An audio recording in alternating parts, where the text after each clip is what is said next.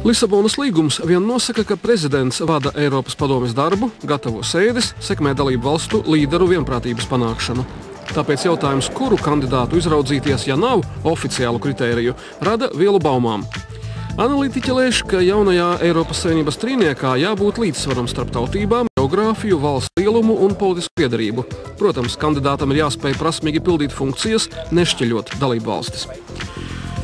Spriežot pēc veida, kā iepriekš tika izraudzīts Eiropas komisijas galva, neklājas šaubīties, ka 27 dalību valstu starpā risinās noslēpumu pilna tirgošanās. Latvijas eksprezidenti Vairu Vīķi Freibergu, kas pati figurē kandidātu skaitā, kampaņas ārkārtīgā slepenība izbrīnījusi un ne pa jokam. Intervijā Spāņu avīzē El Mundo viņa pauda neizpratni, kāpēc Eiropas Savienības līderi pretendentus apspriež kuluāros tumsā un aizslēgtām durvīm. Eiropas Savienības līdera meklējumos dzimumu vienlīdzība ir bijis nopietns temats. Jautājums par dzimumu vienlīdzību uzpeld arī tāpēc, ka gan Eiropas parlamentu, gan komisiju vada vīrieši. Tikai 3 dalībvalstis pieteikušas sievietes eirokomisāra postenim.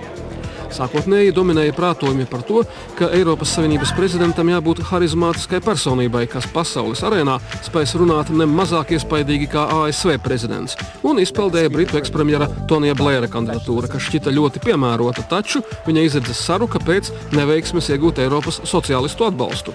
Nīderlande, Beļģija un Luksemburga, kurām ir savi kandidāti, viņam pārmēr pietiekumu dedzību vienot Eiropas veidošanā, lai pārstāvētu savienību. Lielbritānija nav eirozonā, tā nepiedalās Schengenas nolīgumā. Labas izredzes ir Nīderlandes un Luksemburgas premjeriem, kuri darbojas kā buferi starp tādiem milžiem kā Francija un Vācija. Eiropas Savienības priekšsēdētāja valsts Zviedrija sastādīja kandidātu reitingu. Priekšgalā ir Beļģijas premjeras Hermans Van Rompējs, otrais Nīderlandes premjeras Jans Peters Balkenende, trešais Luksemburgas valdības galva Žans Klods Junkers.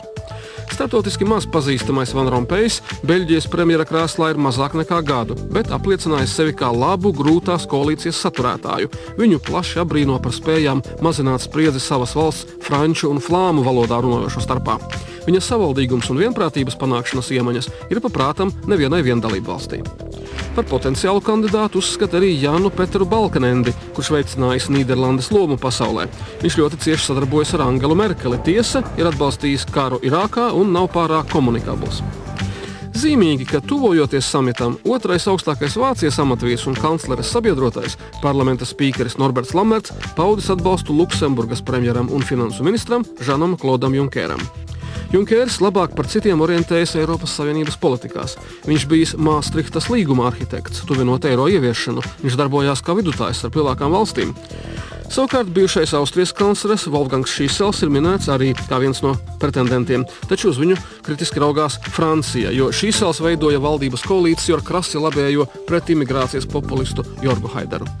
Pretendentu skaitā nosaukts arī Spānijas ekspremjers Felipe Gonzales, Sīrijas bijušais premjeras Džons Bratons un par kampaņas tumšo zirdziņu prese dēvē Latvijas eksprezidenti Vairu Vīķi Freibergu, arī sauktu par austrumu dzelzs slēdiju. Viņa nav piederīga nevienai partijai. Pieņēmums gan, ka viņa varētu gūt Eiropas Savienības 8 austrumu Eiropas valstu atbalstu, šķiet pārspīlēts, kaut vai tāpēc, ka pat mūsu kaimiņi Igauņi augstajā postenī vēlas redzēt savu prezidentu.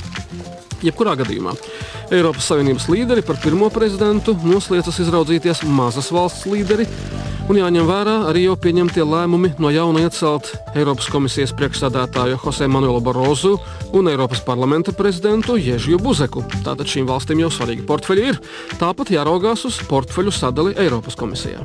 Jebkurā gadījumā centrālās un austruma Eiropas dalību valstis vēl lūko arī uz trešo posteni, kas tiks izveidots pēc Lisabonas līguma, proti padomes ģenerālsekretāra amatu, birokrātisku toties ietekmīgu posteni, kas koordinēs dalību valstu ikdienas darbu Briselē. Kā nopratāt, cilvēku daudz, pagaidām skaidrības nekādas. Bet tātad, ja mēs ņemam vērā to, ka Zviedri, kas vadīja šo sapulci 19. datumā, grib jau līdz 19. būtu skaidrs kandidāts, tas nozīmē, ka tieši varbūt šobrīd, šovakar un rīt pavisam droši mūsu valsts svētkos Eiropas garajos koridoros risināsies sarunas par to, kurš varētu būt šīs amata kandidāts vislabākais. Un tad tiks ņemti vērā, ticiet man, arī tādas varbūt cilvēciskas īpašības, kas kuram patīk, vai kā kurš izskatās, vai kādas krāsas kaklasaites valkā, vai kādu sieru sēd, un vēl. Tas ir skaidrs, ka visi mēs esam cilvēki, un tādiem sīkumiem var būt pat izšķiroša nozīme. Lūk, piemēram, šodien Britu Daily Telegraph, ko raksta, vēršas pret Beļģijas, kā jūs sapratāt, viens no varbūt pat favorītiem Beļģijas premjeras Van Rompējs, jo Briti baida ar to, ka viņš ir federālismu piekritējis un liks visām Eiropas Savienības valstīm savā atribūtikā nacionālajā ievietot Eiropas Savienības abreviatūru. Nu, angliski EU, latviski varētu būt ES. Un visām valstīm liks kā himnu izmantot Bethovena odu priekam, kas ir Eiropas Savienības himnu šobrīd. Savukārt, tas pats Britu laikraksts Times uzskata, ka varētu būt priekšrocības mazo valstu premjeriem, Benelux valsts te tiek domāts, un arī kādam no Baltijas. Diemžēl par nelaimi mums, par skumjām mums ir jāsaka, ka Times, respektables laikraksts, uzskata, ka tādā gadījumā priekšrokas ir Igaunijas prezidentam Tomasam Henrikam Ilvesam. Šīs te cilvēciskās lietas mēģināja uz šiem vadošiem kandidātiem projicēt Āris Jansons. Par kampaņas favorītu dēvētais beļģu premjeras Hermans Van Rompējs ir daudz apradušāks ar interneta sociālā tīmekļa vietnēm nekā vairākums 60 gadus vecu vīriešu. Tiesa gan, viņa Facebook vietnē vēl pirms nedēļas bija tikai 582 fani. Neskaitot internetu, viņa vaļasprieks esot rakstīt haikas, japāņu stila 3 rindes ar 17 zilbēm. Brīvajā laikā Van Rompējs atpūšoties auto furgonā.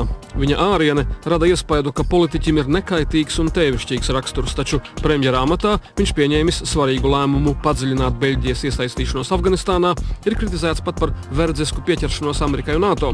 Viņu cildina par saprātīgu finansu politikas pārvaldīšanu, toties valstī krasi pieauguši militārie izdevumi. Britu The Guardian ar sarkasmu pauž pat, ka viņš būtu vairāk pūdelis nekā prezidents. Ārvalstīs pazīstamāks ir Nīderlandes premjers Jans Peters Balkenende, iespējams tāpēc, ka daudziem atgādinot Hariju Poteru. Tāpēc viņš patīkot skolēniem, un daudzi holandieši viņu dēvējot par Jānu Poteru Balkenendi. Tomēr ir arī holandieši, kuri sūkstās, ka premjers esot prombūtnē krīžu gadījumos un pret bijušo ASV prezidentu izturējies kā skolēns pret skolas direktoru. Luksemburgas kandidāts premjers Žans-Klods Junkers esot asprātīgs joku plēsējs, lai gan dažs apskatnieks raksta, ka viņš esot viens no Eiropas garlaicīgākajiem cilvēkiem. Junkers ir piesardzīgas valodas meistars, taču nevienu krietni nokaitinot ar nemitīgu smēķēšanu. Eiropā, kā zināms, šobrīd smēķēšana nav modē. Jau uzsvērām, ka joprojām daudzi acu pāri noraugās uz britu Toniju Blēru. Viņa izredzes negatīvi ietekmē nevien dedzīgais atbalsts karam Irākā, bet arī versija, ka viņš pieņēmis 10 000 mārciņu no tērauda industrijas miljardiera, lobējot ideju par Ukrainas uzņemšanu Eiropas Savienībā. Lai gan tekoša franču valoda nekad nav bijusi Briselē oficiāli pieprasīta, šo prasmi uzskata par būtisku, lai augstā amatpersona saņemtu Parīzes svētību augstiem amatam. Tonijs Blērs un Vairavīķa Freiberga runā franciski, taču, piemēram, Wolfgangu Šiselu un somu Pāvo Liponenu franču valoda varētu iegāzt. Pēc konsultācijām acīm redzami tapis īsāks saraksts ar vairāk atbalstītajiem uzvārdiem. Svarīgākās savienības amatpersonas tātad nosauks Eiropas Savienības līderi vēlēšanu sistēmā, kas lielāku svaru dod lielākām valstīm. Šo procesu pāraudzīs Zviedrijas premjers Frederiks Reinfelds. Arī viņu dēvē par iespējamu kompromisa pretendentu. Reinfelds pēdējās nedēļās daudz ticies ar dalību valstu līderiem un potenciālajiem kandidātiem. Zviedru prese raksta, ka viņš centīšoties, lai samits neiestiktu neizlēmībā. Avīzei Financial Times Reinfelds teicis, ka ar lielu pārliecības tiesu var sacīt, par Eiropas Savienības prezidentu kļūs vai nu pašreizējais valdības galva vai bijušais valdības vadītājs. Tātad bijušiem vai esošiem valstu prezidentiem augstais tituls acīm redzot nespīd. Šobrīd prognozēt, kas beigu beigās tiks pie kārota amata, ir tikpat grūti, cik atminēt pareizo ciparu kombināciju lielajās Eiropas loterijās.